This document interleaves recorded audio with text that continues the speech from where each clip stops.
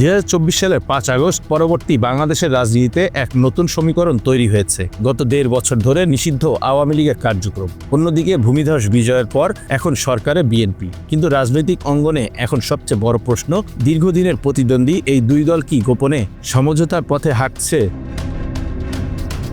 পঞ্চগড়, ঝালকাঠি, দিনাজপুর ও মুন্সিগঞ্জে আওয়ামী লীগের বন্ধ কার্যালয় খুলে দেওয়া হয়েছে স্থানীয় বিএনপি নেতাদের সহযোগিতায়। এ ঘটনা নিছক স্থানীয় সমঝোতা নাকি কেন্দ্রীয় রাজনৈতিক বার্তা? বিএনপি বা আওয়ামী লীগ কেউ মুখ খুলছে না। তবে গত কয়েকদিনে আওয়ামী লীগ নেতাকর্মীদের মাঝে যে আশাবাদ দেখা গেছে তা গত 1.5 বছরে সবচেয়ে বেশি। প্রায় 5 দশক ধরে বাংলাদেশের রাজনীতিতে মুখোমুখি অবস্থানে ছিল আওয়ামী লীগ ও বিএনপি। একটি বড় ব্যতিক্রম ছিল 1990 সালের স্বৈরাচার বিরোধী আন্দোলন। আরেকটি সময় 2007-8 সালের তথাকথিত অন-11 পর্ব। এর বাইরে সম্পর্ক ছিল তীব্র প্রতিযোগিতা ও কখনো সংঘাতপূর্ণ। বিশ্লেষকদের মতে গত 17 বছরে বিএনপি ও আওয়ামী লীগের এই দ্বন্দ্ব আরও তীব্র হয়েছে। কিন্তু এবার চিত্র বদলেছে জামাত ফ্যাক্টরে।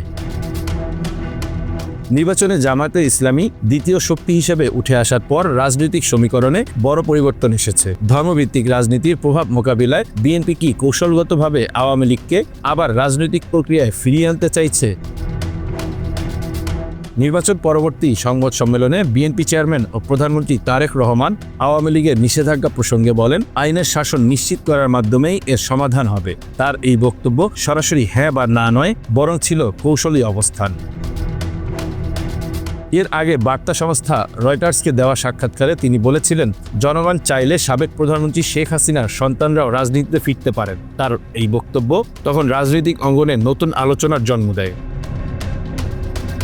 অন্যদিকে ব্রিটিশ সংবাদ মাধ্যম ITVকে দেয়া সাক্ষাৎকারে শেখ হাসিনা পুত্র সজীব ওয়াজেদ জয় জানান, তারেক রহমানের সঙ্গে আলোচনায় বসতে তার কোনো আপত্তি নেই। জয়ের ভাষায়, আমি সবসময়ই আলোচনায় বিশ্বাস করি, তা যত কঠিনই হোক বা যার সঙ্গেই হোক। তার এই বক্তব্য কি বরফ গলানোর ইঙ্গিত? 2024 সালের 5 আগস্টের রাজনৈতিক পট পরিবর্তনের পর থেকে শেখ হাসিনা ভারতে অবস্থান করছেন। সজীব ওয়াজেদ জয় আছেন যুক্তরাষ্ট্রে। আওয়ামী লীগের কেন্দ্রীয় নেতৃত্ব কার্যত ছত্রভঙ্গ। এই বাস্তবতায় দলটির পুনর্গঠন ও রাজনীতিতে ফেরা অনেকটাই নির্ভর করছে বিএনপির সদিচ্ছা ও কৌশলের উপর।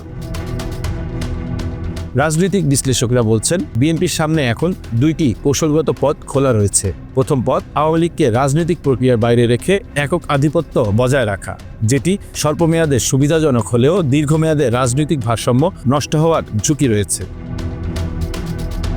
দ্বিতীয় পথ, নিয়ন্ত্রিত রাজনৈতিক অন্তর্ভুক্তি, অর্থাৎ আইনি প্রক্রিয়া মেনে আওয়ামী লীগকে ধীরে ধীরে রাজনৈতিক পরিসরে ফিরতে দেওয়া। এতে বিএনপি একটি ভারসাম্যপূর্ণ বহুদলীয় রাজনৈতিক কাঠামো বজায় রাখতে পারবে, এমনটাই মনে করছেন অনেকে। নির্বাচনে জামায়াতের শক্ত অবস্থান বিএনপির জন্য যেমন সুযোগ তেমনি চ্যালেঞ্জও। ধর্মভিত্তিক রাজনীতির প্রভাব নিয়ন্ত্রণে রাখতে বিএনপি ভবিষ্যতের কৌশলে আওয়ামী লীগকে সম্পূর্ণ বাইরে রাখতে চাইবে এমনটা নিশ্চিত নয়। রাজনৈতিক বিশ্লেষকদের একাংশ মনে করছেন, বিএনপি চাইতে পারে একটি নিয়ন্ত্রিত প্রতিদ্বন্দ্বিতা, যেখানে আওয়ামী লীগ থাকবে কিন্তু সীমিত প্রভাব নিয়ে।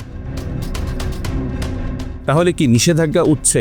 এই মুহূর্তে সরাসরি কোনো ঘোষণা নেই, কিন্তু মাঠ পর্যায়ে কার্যালয় খোলা, বিএনপির শীর্ষ নেতাদের নমনীয় ভাষা এবং উভয় পক্ষের পরোক্ষ ইতিবাচক ইঙ্গিত, সব মিলিয়ে একটি রাজনৈতিক ডি-এসকেলেশন স্পষ্ট।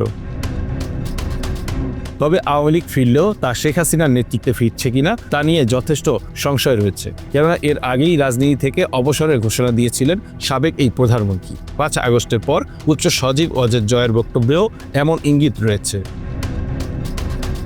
Bangla affairs news desk.